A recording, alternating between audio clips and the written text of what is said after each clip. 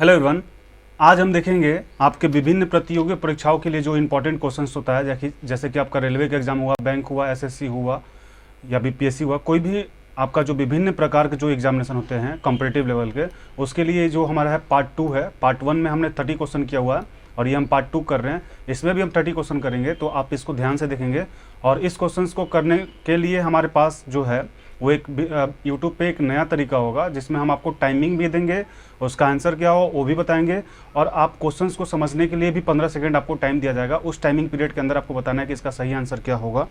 तो आपके पास जो है वो प्रत्येक क्वेश्चन के लिए 15 सेकंड का टाइम रहेगा, और उस 15 सेकंड के अंदर में आपको उस क्वेश्चन को सॉल्व करना होगा, और जो भी उसका आंसर होगा आप उसको नोट करते चलेंगे तथा हमारे दिए हुए सही आंसर से भी उसको मैच करेंगे कि आपका सही आंसर क्या है। उसके बाद आप खुद से भी ये देख सकते हैं कि आपका कितना मार्किंग आया और कितना नहीं आया, और हमें कमेंट करके कमेंट बॉक्स में भी ज़रूर बताएंगे। तो फर्स्ट नंबर क्वेश्चन देखते हैं। फर्स्ट नंबर जो क्वेश्चन है आपके स्क्रीन पे आ चुके हैं। फर्स्ट नंबर क्वेश्चन है, पृथ्वी पर दिन और रात होते हैं। पृथ्वी पर दिन और रात होते हैं। फर्स्ट है दैनिक गति के कारण, सेकेंड है वार्षिक गति के कारण, थर्ड है छमाही गति के कारण, और डी है तिमाही गति के कारण। यानी पृथ्वी पर दिन और रात क्यों होते हैं। आपके पास 4 ऑप्शन है। अब आपका टाइमिंग स्टार्ट होता है 15 सेकंड का। इस 15 सेकंड के अंदर आप क्वेश्चंस को समझेंगे और आपका आंसर क्या होगा, आप उस आंसर को भी बताएंगे कि क्या आंसर होगा। आप अपने कॉपी पेन पे इस क्वेश्चंस को नोट भी करते चलेंगे। तो फर्स्ट नंबर क्वेश्चन है जिसका 30 सेकंड आपका ये अब ख़त्म हो चुका है। अब इसका जो सही आंसर होगा वो हम बताएंगे कि इसका सही आंसर क्या होगा। तो देख सकते हैं फर्स्ट नंबर जो क्वेश्चन है, पृथ्वी पर दिन और रात होते हैं, इसका जो सही आंसर होगा दैनिक गति के कारण, यानी ए नंबर जो होगा ये सही आंसर होगा। दैनिक गति के कारण ही पृथ्वी पर दिन और रात होते हैं। अब बढ़ेंगे हम सेकंड नंबर क्वेश्चन की ओर। तो सेकंड नंबर क्वेश्चन जो है आपके स्क्रीन पे आ चुके हैं। सबसे बड़ा ग्रह है, सबसे बड़ा ग्रह है, ये बहुत ही अच्छा क्वेश्चन है और बहुत कॉम्पिटिटिव लेवल के एग्जामिनेशन में पूछे जाते हैं। फर्स्ट ऑप्शन है बृहस्पति, सेकंड है पृथ्वी, थर्ड है यूरेनस, और डी है शुक्र। यानी 4 ऑप्शन है आपके पास। अब आपका जो टाइमिंग है वो स्टार्ट होता है। उस टाइमिंग पीरियड के अंदर हमें बताएंगे कि कौन सा इसका सही आंसर होगा। तो 15 सेकंड का आपका जो टाइमिंग है वो चल रहा है, और इस 15 सेकंड के अंदर आप बताएंगे कि आपका सही आंसर क्या है। आपके पास 8 सेकंड, 5 सेकंड। अब आपका जो टाइम है ये ख़त्म हो चुका है। तो हम इसका सही आंसर बताएंगे, इसका सही आंसर क्या है। क्वेश्चन नंबर सेकंड पूछा जा रहा था सबसे बड़ा ग्रह है, तो इसका जो सही आंसर होगा वो होगा बृहस्पति। यानी बृहस्पति जो है वो सही आंसर है। देख सकते हैं आप, ये ग्रीन हो चुका है, बृहस्पति आपका सही आंसर है। बढ़ेंगे अपने नेक्स्ट क्वेश्चन की ओर, जो कि हमारा क्वेश्चन नंबर 3 होगा। तो क्वेश्चन नंबर 3 जो है वो आपके स्क्रीन पे आ चुका है। क्वेश्चन नंबर 3 है, सबसे छोटा ग्रह कौन सा है। सेकंड था सबसे बड़ा ग्रह कौन है, तो इसके बाद क्वेश्चन आता है आपके पास सबसे छोटा ग्रह कौन है। फर्स्ट ऑप्शन है मंगल, सेकंड है शनि, थर्ड है बुध, और डी जो है आपका नेपच्यून। यानी सबसे छोटा ग्रह कौन सा है ये आपको बताना है। अब आपका टाइमिंग जो है वो स्टार्ट होता है 15 सेकंड का। सबसे छोटा ग्रह कौन है ये आपको बताना है। और यदि आपको इस तरह का वीडियो अच्छा लग रहा है, आप हमारे चैनल को लाइक और सब्सक्राइब जरूर करें, और तथा अपने दोस्तों को भी शेयर करें ताकि उनको भी ज़्यादा से ज़्यादा फ़ायदा हो। और कोई भी आपको प्रॉब्लम आती है तो हमें कमेंट करके बताएं, और किस टॉपिक पे आपको नेक्स्ट वीडियो चाहिए ये भी हमें बताएं, ताकि हम उस टॉपिक का वीडियो बना के अपलोड कर सकें। अब जो है टाइमिंग आपका ख़त्म हो चुका है। देखते हैं 3 नंबर का आंसर क्या है। तो 3 नंबर क्वेश्चन, सबसे छोटा ग्रह है यहाँ पे जो होगा फर्स्ट ऑप्शन है मंगल, सेकंड है शनि, थर्ड है बुध, और डी है नेपच्यून। यानी बुध इसका जो है सही आंसर होगा। सबसे छोटा ग्रह बुध है, देख सकते हैं ये। अब बढ़ेंगे हम नेक्स्ट क्वेश्चन की ओर। Question number 4। तो क्वेश्चन नंबर 4 है, अगुलहास धारा किस महासागर में बनती है।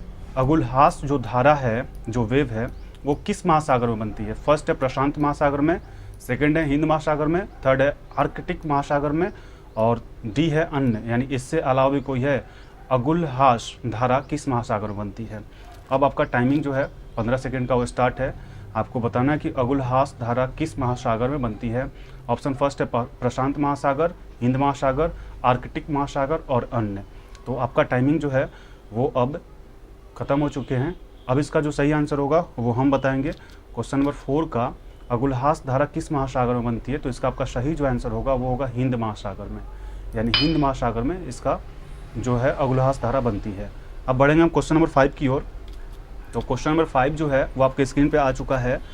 पृथ्वी का सबसे भीतर वाला भाग क्रोड किसका बना होता है। पृथ्वी का जो सबसे भीतर का भाग होता है क्रोड, वो किससे बना होता है। ऑप्शन फर्स्ट है तांबा और जस्ता, बी है निकेल और तांबा, सी है लोहा और जास्ता, डी है लोहा और निकेल। पृथ्वी का सबसे भीतर वाला भाग क्रोड किससे बना होता है, ये आपको बताना है। अब आपका जो टाइमिंग है वो 15 सेकंड का स्टार्ट है, जो कि आपके स्क्रीन पे चल रहा है। पृथ्वी का सबसे भीतर वाला भाग क्रोड किसका बना हुआ होता है, ये आपको बताना है। तो आपका स्क्रीन पे जो टाइमिंग है वो भी चल रहा है, आप टाइमिंग को ध्यान में रखते हुए भी क्वेश्चंस को सॉल्व करें और आंसर को नोट करें। अब आपका टाइमिंग खत्म हो चुका है। क्वेश्चन नंबर 5 का देखते हैं सही आंसर क्या होगा। तो क्वेश्चन नंबर 5 आपसे पूछा जा रहा था पृथ्वी का सबसे भीतर वाला भाग क्रोड किसका बना होता है। तो इसका जो सही आंसर होगा वो होगा लोहा और निकेल, यानी लोहा और निकेल का जो होता है पृथ्वी का जो अंदर वाला भाग होता है क्रोड, वो बना होता है लोहा और निकेल का। देख सकते हैं ग्रीन हो चुका है। अब हम बढ़ेंगे क्वेश्चन नंबर 6 की तरफ। तो क्वेश्चन नंबर 6 आपके स्क्रीन पे आ चुका है। इसमें पूछ रहा है मैग्नीज के उत्पादन में भारत का दूसरा स्थान है, प्रथम देश कौन है। यानी मैग्नीज के उत्पादन में भारत तो दूसरे स्थान पे है। ये भी आपसे पूछा जा सकता था कि मैग्नीज के उत्पादन में भारत का कौन सा स्थान है, तो दूसरा स्थान पे है। तो आपको बताना है कि प्रथम देश है, प्रथम जो स्थान है वो कौन देश है। फर्स्ट है फ्रांस, सेकंड है रूसी संघ, थर्ड है कनाडा और डी है संयुक्त राज्य अमेरिका।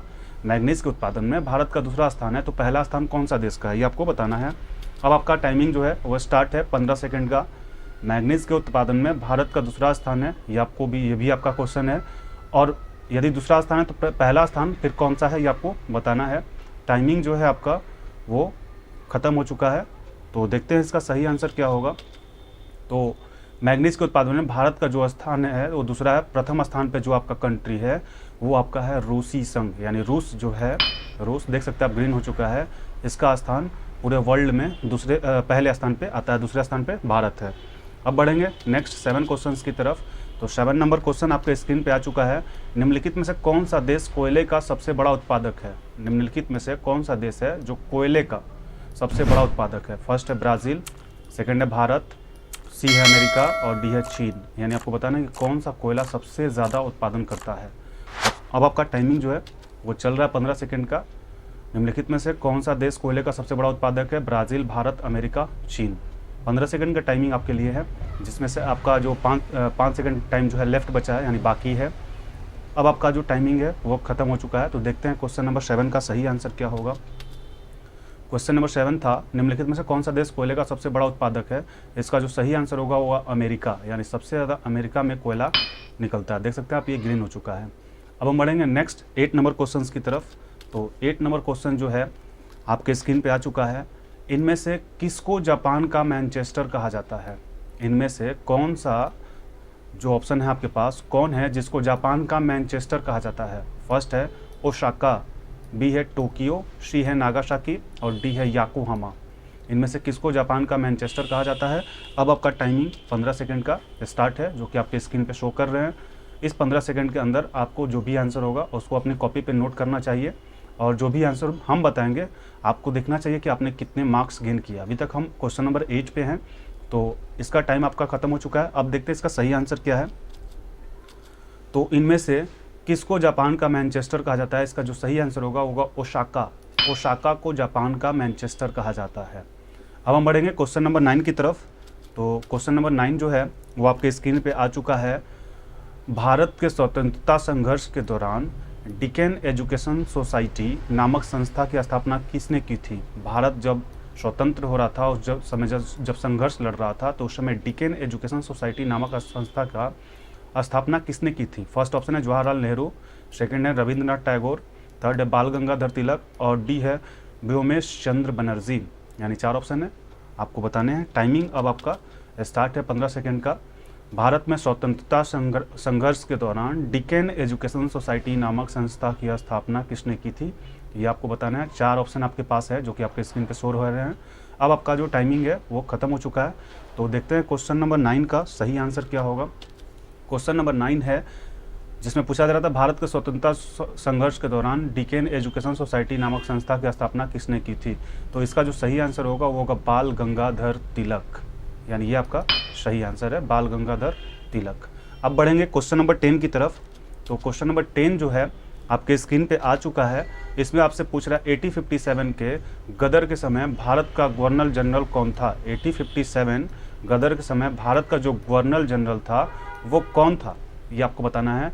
फर्स्ट ऑप्शन है लॉर्ड कैनिंग, बी ऑप्शन है नील आर्मस्ट्रॉन्ग, सी ऑप्शन है जॉन मथाई और डी है अन्य, या और भी इनमें से कोई ऑप्शन हो सकता है, ये आपको बताना है। तो इसका जो टाइमिंग है वो आपका अब स्टार्ट है 15 सेकेंड का। 1857 के गदर के समय भारत का गवर्नर जनरल कौन था, ये आपको बताना है। टाइमिंग आपके स्क्रीन पे चल रहा है, जो कि अब आपका लास्ट टाइम है और ये आपका अब टाइम खत्म हो चुका है। क्वेश्चन नंबर 10 का देखते हैं सही आंसर क्या होगा। तो क्वेश्चन नंबर 10 में पूछा जा रहा था 1857 के गदर के समय भारत का गवर्नर जनरल कौन था। इसका जो सही आंसर होगा वो होगा लॉर्ड कैनिंग। ये नंबर जो है ये सही आंसर होगा। 1857 में गदर के समय भारत का गवर्नर जनरल लॉर्ड कैनिंग थे। अब बढ़ेंगे क्वेश्चन नंबर 11 की तरफ। तो क्वेश्चन नंबर 11 आपके स्क्रीन पे आ चुका है। भारत भारतीयों के लिए, भारत जो है वो भारतीयों के लिए नारा किस संस्था ने दिया था। बहुत अच्छी क्वेश्चन है। भारत भारतीयों के लिए नारा किस संस्था ने दिया था। ऑप्शन फर्स्ट है अशाकीय संस्था, बी है आर्य समाज ने, सी है ब्रह्म समाज ने और डी है अन्य ने। भारत भारतीयों के लिए नारा किस संस्था ने दी थी। अब आपका टाइमिंग जो है 15 सेकंड का वो स्टार्ट है, जो कि आपके स्क्रीन पे चल रहे हैं। तो आपको बताना है कि भारत भारतीयों के लिए नारा किस संस्था ने दिया था। अब आपका जो टाइमिंग है वो 3 सेकंड का बच गया है। अब आपका टाइमिंग ये 0 हो चुका है। अब देखते हैं इसका सही आंसर क्या होगा क्वेश्चन नंबर 11 के लिए। तो क्वेश्चन नंबर 11 में था भारत भारतीयों के लिए नारा किस संस्था ने दिया था। तो इसका जो सही आंसर होगा आर्य समाज। ये आर्य समाज ने बोला था कि भारत भारतीयों के लिए है। अब बढ़ेंगे हम क्वेश्चन नंबर 12 की तरफ। तो क्वेश्चन नंबर 12 आपके स्क्रीन पे आ चुका है। तो इसमें पूछा जा रहा है विंध्याचल और सतपुड़ा, विंध्याचल जो है और सतपुड़ा जो है, विंध्याचल और सतपुड़ा पहाड़ियों के बीच से होकर बहने वाली नदी है। इनमें से कौन सी नदी है जो विंध्याचल और सतपुड़ा पहाड़ियों के बीच से होकर बहती है। फर्स्ट है नर्मदा, बी है सिंधु नदी, सी है कोशी और डी है गोदावरी। यानी 4 ऑप्शन है, आपको बताने हैं। टाइमिंग अब आपके स्क्रीन पे स्टार्ट हो गया है। विंध्याचल सतपुड़ा पहाड़ियों के बीच से होकर गुजरने वाली नदी कौन है, ये आपको बताना है। आपके पास 15 सेकंड का टाइमिंग है, जो कि आपके स्क्रीन पे चल रहे हैं। तो अब आपका जो टाइम है वो 0 हो चुका है। अब बताएंगे इसका 12 नंबर क्वेश्चन का सही आंसर क्या होगा। तो क्वेश्चन में पूछा जा रहा था विंध्याचल सतपुड़ा पहाड़ियों के बीच से होकर बहने वाली नदी है। ऑप्शन फर्स्ट था नर्मदा और यही हमारा सही आंसर होगा। यानी विंध्याचल और सतपुड़ा के पहाड़ियों के बीच से होकर बहने वाली नदी नर्मदा नदी है। ये आपका सही आंसर है। अब बढ़ेंगे क्वेश्चन नंबर 13 यानी 13 के लिए। 13 आपके स्क्रीन पे क्वेश्चन आ चुका है। Investor protection fund, investor protection fund किस संस्था ने स्थापित किया था। ये आपको बताना है कि इन्वेस्टर प्रोटेक्शन फंड जो था ये किस संस्था ने स्थापित किया था। फर्स्ट है पूंजी मुद्दे ने, बी है डीएलएफ ने, सी है सेबी ने और डी है आपका अन्य। तो आपको बताना है कि इन्वेस्टर प्रोटेक्शन फंड किस संस्था ने स्थापित किया था। अब आपका जो है 15 सेकंड का टाइम स्टार्ट है क्वेश्चन नंबर 13 के लिए। और यदि आपको हमारा चैनल अच्छा लग रहा है, आपके लिए उपयोगी है, तो आप हमारे चैनल को लाइक, सब्सक्राइब और इस वीडियो को ज़्यादा से ज़्यादा शेयर करें, ताकि ज़्यादा से ज़्यादा आपके दोस्तों में ये वीडियो जा सके और उनको भी फ़ायदा हो सके। तो क्वेश्चन नंबर 13 जो है इसका देखते हैं। आपका टाइम खत्म हो चुका है। इसका जो क्वेश्चन नंबर 13 है इसमें पूछ रहा था इन्वेस्टर प्रोटेक्शन फंड किस संस्था ने स्थापित किया था। इसका जो सही आंसर होगा सेबी, सेबी ने स्थापित किया था। इन्वेस्टर फंड सेबी ने स्थापित किया था। अब बढ़ेंगे क्वेश्चन नंबर 14 की तरफ। तो क्वेश्चन नंबर 14 आपके स्क्रीन पे आ चुका है। कुंडापुर एवं करवार कक्ष वनस्पति कहाँ स्थित है। कुंडापुर और करवार कक्ष जो है वनस्पति कहाँ स्थित है, ये आपको बताना है। फर्स्ट ऑप्शन है केरल राज्य में, सेकंड है कर्नाटक राज्य में और थर्ड है यानी सी तमिलनाडु राज्य में और डी जो है त्रिपुरा राज्य में। तो आपको बताना है कि कुंडापुर एवं करवार कक्ष वनस्पति स्थान कहाँ स्थित है। अब आपका टाइमिंग जो है स्टार्ट है 15 सेकंड का। तो ऑप्शन आपके पास है केरल राज्य में, कर्नाटक राज्य में, तमिलनाडु राज्य में और त्रिपुरा राज्य में। आपका जो टाइमिंग है 5 सेकंड का आपके पास है। तो आप इस टाइमिंग पीरियड के अंदर बताएंगे कि इसका सही आंसर क्या होगा। अब आपका टाइमिंग 0 हो चुका है। देखते हैं 14 नंबर क्वेश्चन का सही आंसर क्या होगा। तो 14 नंबर जो क्वेश्चन है कुंडापुर एवं करवार कक्ष वनस्पति राज्य कहाँ, वनस्पति स्थान कहाँ स्थित है। तो इसका जो सही आंसर होगा वो कर्नाटक राज्य में, यानी इसका बी सही आंसर होगा। कर्नाटक राज्य में स्थित है कुंडापुर एवं करवार कक्ष वनस्पति। अब बढ़ेंगे क्वेश्चन नंबर 15 की तरफ। तो क्वेश्चन नंबर 15 आपके स्क्रीन पे आ चुका है। भारत की प्रथम बहुउद्देशीय परियोजना किस नदी पर बनाई गई थी। भारत की जो प्रथम बहुउद्देशीय परियोजना थी वो किस नदी पे बनाई गई थी, क्वेश्चन में पूछा जा रहा है। ऑप्शन है कावेरी नदी, बी है गंडक नदी, सी है दामोदर नदी और डी है यमुना नदी। तो आपको बताना है। आपका टाइमिंग अब स्टार्ट है 15 सेकंड का। भारत की प्रथम बहुउद्देशीय परियोजना किस नदी पर बनाई गई थी? 15 नंबर क्वेश्चंस का ऑप्शन है कावेरी नदी, गंडक नदी, दामोदर नदी और यमुना नदी। तो अब आपका टाइमिंग जो है वो ख़त्म हो चुका है। देखते हैं क्वेश्चन नंबर 15 का सही आंसर क्या होगा। भारत की प्रथम बहुउद्देशीय परियोजना जो थी वो बनाई गई थी आपकी दामोदर नदी पे। तो इसका जो सही आंसर होगा सी होगा, दामोदर नदी। अब बढ़ते हैं क्वेश्चन नंबर 16। तो क्वेश्चन नंबर 16 जो है आपके स्क्रीन पे आ चुका है। भारत में प्रथम स्थापित परमाणु संयंत्र कौन सा है? भारत में प्रथम स्थापित परमाणु संयंत्र एटॉमिक प्लांट कौन सा है? ऑप्शन फर्स्ट है तारापुर परमाणु संयंत्र, सेकंड है कैटेनोम परमाणु संयंत्र, थर्ड है कुडनकुलम परमाणु संयंत्र और डी है अन्य। तो आपको बताना है। ऑप्शन आपके पास 4 है। तो इसका आप टाइमिंग आपका स्टार्ट है 15 सेकंड का। भारत में प्रथम स्थापित परमाणु संयंत्र कौन सा है? आपको बताना है कि इसमें सही आंसर क्या है। और आप क्वेश्चंस को उम्मीद है कि लिखते भी चल रहे होंगे। और यदि क्वेश्चन आप नहीं लिख पा रहे हैं 15 सेकंड का टाइम में, तो आप इस वीडियो का स्क्रीनशॉट भी लेते चले, ताकि बाद में आप अच्छे से इसको लिख लें या वीडियो को पॉज करके भी नोट कर सकते हैं। अब जो है आपका 16 नंबर का आंसर देखते हैं। सही आंसर इसका क्या है? तारापुर में प्रथम स्थापित परमाणु संयंत्र प्लांट यानी एटॉमिक प्लांट जो था कौन है? तो इसका सही आंसर होगा तारापुर परमाणु संयंत्र। ए जो है इसका सही आंसर होगा। अब बढ़ते हैं क्वेश्चन नंबर 17 की तरफ यानी 17 की तरफ। तो क्वेश्चन नंबर 17 जो है आपके स्क्रीन पे शो हो रहे हैं। यूनाइटेड किंगडम, जिसको यूके भी बोलते हैं, यूनाइटेड किंगडम में शामिल है। कौन शामिल है? ऑप्शन फर्स्ट है इंग्लैंड तथा उत्तरी आयरलैंड, बी है उत्तरी आयरलैंड तथा वेल्स, सी है स्कॉटलैंड तथा वेल्स और डी है ए और डी। यानी ए ऑप्शन ये है और यहाँ पे ए और बी होगा, ये आपको बताना है। यहाँ पे मिस्टेक हो गया, यहाँ पे ए और बी आप कर लेंगे। तो आपको बताना है इसमें सही जो आंसर है वो कौन सा है। क्वेश्चन नंबर 17 अब देखते हैं इसका सही आंसर क्या है। इसका टाइमिंग आपके पास चल रहा है। यूनाइटेड किंगडम, जिसको यूके बोलते हैं, इसमें से कौन शामिल है ये आपको बताना है। तो आपके पास चल रहे हैं टाइमिंग, जो कि अब आपका टाइमिंग जो है 3 सेकंड का बचा हुआ है और अब आपका टाइमिंग ख़त्म हो चुका है। 17 क्वेश्चन नंबर 17 के लिए इसका जो सही आंसर होगा, यूनाइटेड किंगडम यूके में शामिल है, इसका जो सही आंसर होगा वो आपका होगा ये डी और बी।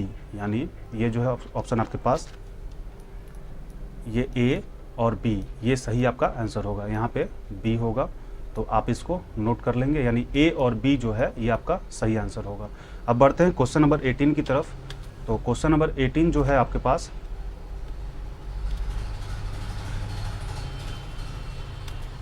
वो आपके स्क्रीन पे आ चुका है। तो क्वेश्चन नंबर 18 में पूछा जा रहा है आगरा शहर को किसने बसाया? आगरा जो शहर था इसको किसने बसाया था? सिकंदर लोदी ने, बी है अकबर ने, सी है बहलोल लोदी ने और डी है शाहजहां ने। तो आगरा शहर को किसने बसाया था? 4 ऑप्शन आपके पास है। टाइमिंग आपका स्टार्ट है क्वेश्चन नंबर 18 के लिए। सिकंदर लोदी, अकबर, बहलोल लोदी और डी है शाहजहां। तो 18 नंबर क्वेश्चन आपका जो टाइमिंग है उसका चल रहा है। अब आपके पास जो टाइमिंग लेफ्ट बचे हैं वो ख़त्म हो चुके हैं। अब देखते हैं क्वेश्चन नंबर 18 का सही आंसर क्या होगा। तो क्वेश्चन नंबर जो 18 है इसका सही आंसर होगा सिकंदर लोदी ने।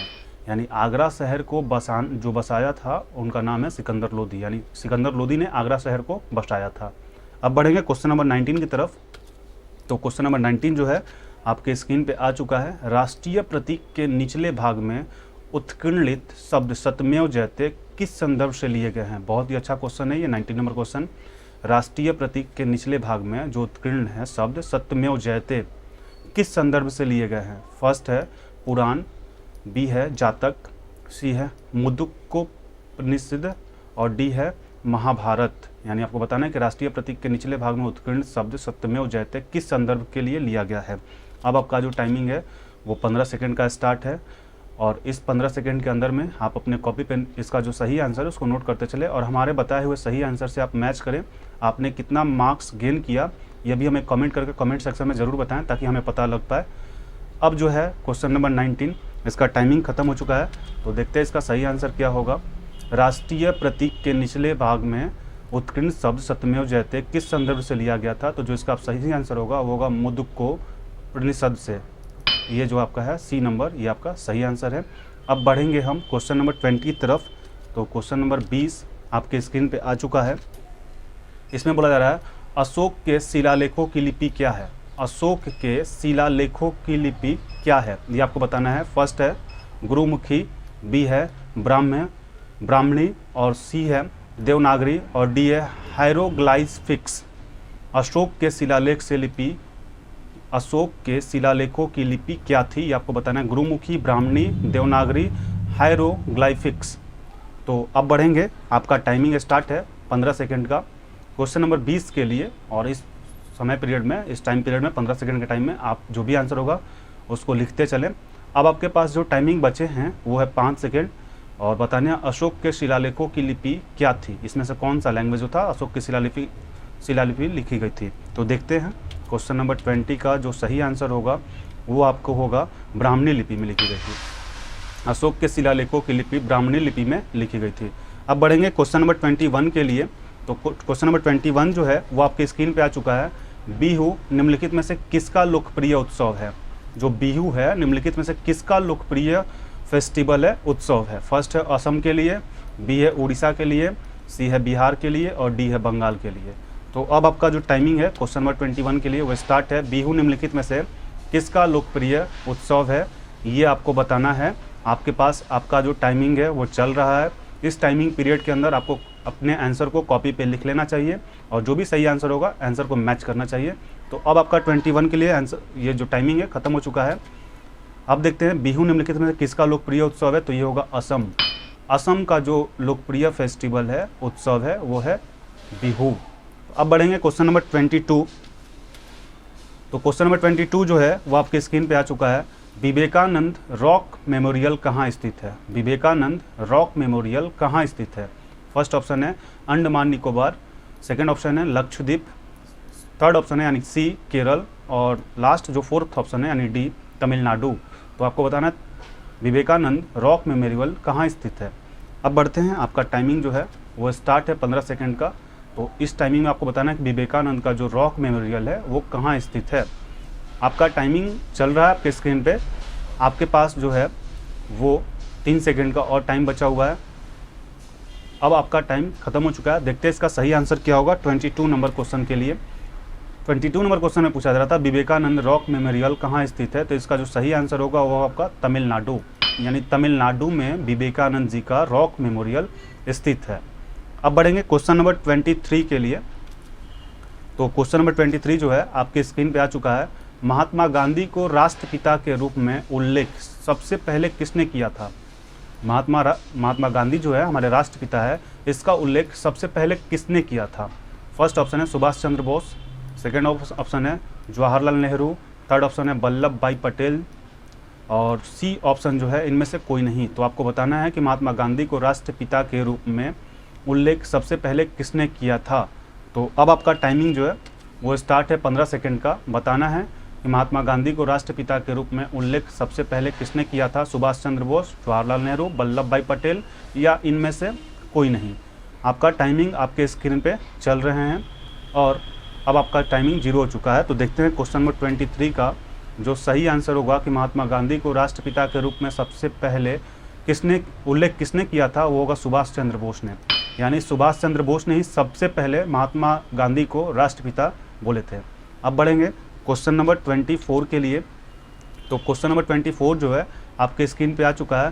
प्रथम गोलमेज सम्मेलन कहाँ हुआ था। बहुत अच्छा क्वेश्चन है। प्रथम गोलमेज जो सम्मेलन है वो कहाँ हुआ था। फर्स्ट ऑप्शन है नई दिल्ली में, सेकेंड ऑप्शन है लंदन में, सी है बॉम्बे में, और डी है इनमें से कोई नहीं। तो प्रथम गोलमेज सम्मेलन कहाँ हुआ था ये आपको बताना है क्वेश्चन नंबर 24 में। अब आपका टाइमिंग जो है 15 सेकंड का स्टार्ट है, और इस 15 सेकंड के अंदर आप हमारे वीडियो को लाइक भी करते चले, और अपने फ्रेंड्स को इस वीडियो का लिंक शेयर करते चले, और हमारे चैनल को सब्सक्राइब भी कर लें। तो अब आपका जो टाइमिंग है वो ख़त्म हो चुका है। देखते हैं क्वेश्चन नंबर 24 जो है इसका सही आंसर क्या होगा। प्रथम गोलमेज सम्मेलन कहाँ हुआ था। इसका जो सही आंसर होगा लंदन में, यानी लंदन में सबसे पहले जो गोलमेज सम्मेलन हुआ था वो स्थापित किया गया था। अब बढ़ेंगे नेक्स्ट क्वेश्चन 25। तो 25 जो है वो आपके स्क्रीन पे क्वेश्चन आ चुका है। देश का लौह पुरुष किसे कहा जाता है। देश का जो लौह पुरुष है, आयरन मैन, वो किसे कहा जाता है। फर्स्ट ऑप्शन है सरदार पटेल, सेकंड ऑप्शन है पंडित जवाहरलाल नेहरू, थर्ड ऑप्शन है महात्मा गांधी, और लास्ट यानी डी ऑप्शन है लोकमान्य तिलक। देश का लौह पुरुष किसे कहा जाता है? अब देखते हैं आपका टाइमिंग जो है वो स्टार्ट है 15 सेकंड का। देश का लौह पुरुष किसे कहा जाता है? ऑप्शन है सरदार पटेल, पंडित जवाहरलाल नेहरू, महात्मा गांधी, लोकमान्य तिलक। तो आपको बताना है कि सही इसका आंसर क्या होगा 25 नंबर क्वेश्चन के लिए। अब आपका टाइमिंग जो है वो खत्म हो चुका है। तो देखते हैं क्वेश्चन नंबर 25 का सही आंसर क्या है। देश का लौह पुरुष किसे कहा जाता था? तो वो था सरदार पटेल। यानी सरदार पटेल को देख सकते हैं, जो भी हमारा सही आंसर है उस पर ग्रीन हो जाएगा। यानी सरदार पटेल को जो था देश का लौह पुरुष कहा जाता था। अब बढ़ेंगे क्वेश्चन नंबर 26 के लिए। 26 नंबर क्वेश्चन जो आपके स्क्रीन पर आ चुका है। महात्मा जी को अधनंगा फकीर किसने कहा था? महात्मा जी को अधनंगा जो फकीर था वो किसने कहा था? फर्स्ट ऑप्शन है हिटलर, सेकंड ऑप्शन है जिन्ना, सी है चर्चिल और डी है माउंटबेटन। यानी महात्मा गांधी को अर्धनंगा फकीर किसने बोला था? अब आपका टाइमिंग जो है 15 सेकंड का वो स्टार्ट है। आपको बताना है कि महात्मा गांधी जी को अर्धनंगा जो फकीर है उसने किसने कहा था? हिटलर, जिन्ना, चर्चिल या माउंटबेटन। तो आपका टाइमिंग आपके स्क्रीन पे चल रहा है 15 सेकंड का। अब आपका जो टाइमिंग है वो ख़त्म हो चुका है। तो देखते हैं 26 का जो सही आंसर क्या है। तो जो क्वेश्चन नंबर 26 है, महात्मा गांधी को अर्धनंगा फकीर किसने कहा था? वो था चर्चिल। यानी चर्चिल ने सबसे पहले या फिर इन्होंने ही अर्धनंगा फकीर बोला था महात्मा गांधी को। अब बढ़ेंगे नेक्स्ट क्वेश्चन नंबर 27 के लिए। इसमें है महात्मा गांधी निम्नलिखित में से किन से अधिक प्रभावित थे? जो महात्मा गांधी थे वो निम्न में से सबसे ज़्यादा किससे प्रभावित थे, ये आपको बताना है।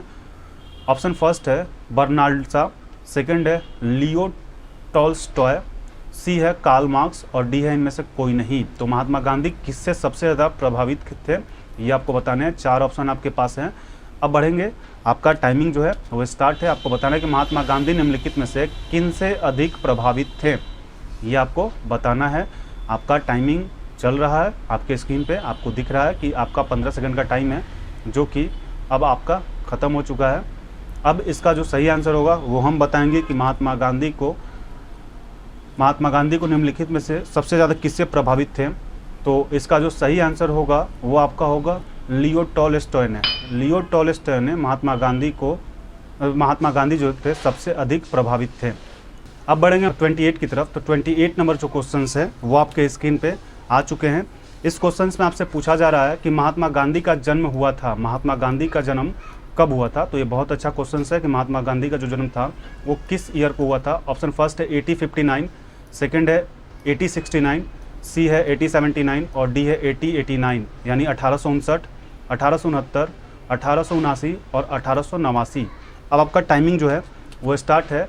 महात्मा गांधी का जन्म कब हुआ था, किस ईयर में हुआ था, ये आपको बताना है। आपके स्क्रीन पे आपका 15 सेकंड का टाइम चल रहा है। 28 नंबर क्वेश्चन हम लोग कर रहे हैं। तो इसमें आपका जो अब टाइमिंग है वो ख़त्म हो चुका है। देखते हैं 28 का महात्मा गांधी का जन्म कब हुआ था।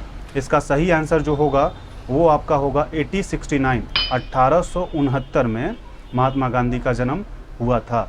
अब बढ़ेंगे क्वेश्चन नंबर 29 जो कि आपके स्क्रीन पे आ चुका है। इसमें पूछा जा रहा है पंजाब केसरी के नाम से विख्यात थे। यानी पंजाब केसरी किसे कहा जाता था, कि कौन विख्यात थे? ऑप्शन फर्स्ट है रजनीत सिंह, बी है गुरु गोविंद सिंह, सी है गुरु नानक और डी है लाला लाजपत राय। यानी पंजाब का केसरी किसे कहा जाता था, ये आपका क्वेश्चन है। आपके लिए आपका जो टाइमिंग है वो स्टार्ट है। आपको बताना है पंजाब केसरी के नाम से कौन विख्यात थे। ऑप्शन है रजनीत सिंह, गुरु गोविंद सिंह, गुरु नानक और लाला लाजपत राय। ये आपको बताना है। आपका टाइमिंग जो है वो ख़त्म हो चुका है 29 नंबर के लिए। इसका जो सही आंसर होगा पंजाब केसरी के नाम से विख्यात थे वो थे आपके लाला लाजपत राय। ये आपका सही आंसर होगा। देख सकते हैं ये ग्रीन हो चुका है। अब बढ़ेंगे लास्ट क्वेश्चन यानी 13 नंबर क्वेश्चन, 30 नंबर क्वेश्चन के लिए। तो 30 नंबर जो क्वेश्चन है आपके स्क्रीन पे आ चुका है। निम्नलिखित में से कौन सी गंगा सहायक नदी नहीं है? यानी निम्नलिखित में से कौन सी गंगा के नाम से फेमस है वो सहायक नदी नहीं है। फर्स्ट ऑप्शन है स्वर्ण रेखा, बी है सोन नदी, सी है गंडक और डी है कोसी। तो निम्नलिखित में से कौन सी गंगा जो है सहायक नदी नहीं है? 4 ऑप्शन है। जो फर्स्ट ऑप्शन है स्वर्ण रेखा, बी है सोन, सी है गंडक और डी है कोसी। तो अब आपका टाइमिंग स्टार्ट है। और ये आपका लास्ट क्वेश्चन है, तो आप हमारे चैनल को लाइक, सब्सक्राइब और अपने फ्रेंड्स में शेयर ज़रूर करें। और नेक्स्ट वीडियो आपको किस टॉपिक पे चाहिए हमें कमेंट करके ज़रूर बताएं, उस टॉपिक पे हम वीडियो बना के अपलोड कर देंगे। और हमारे चैनल को सब्सक्राइब कर लें और बेल आइकन भी दबा लें ताकि आपको वीडियो का नोटिफिकेशन सबसे पहले मिले। तो 30 नंबर क्वेश्चन का देखते हैं, इसका सही आंसर क्या है। 30 नंबर क्वेश्चन थी, निम्नलिखित में से कौन सी गंगा की सहायक नदी नहीं है। इसका जो सही आंसर होगा स्वर्ण रेखा, यानी बी होगा इसका सही आंसर। तो इस तरीके से हमने 30 क्वेश्चंस किए। Thank you.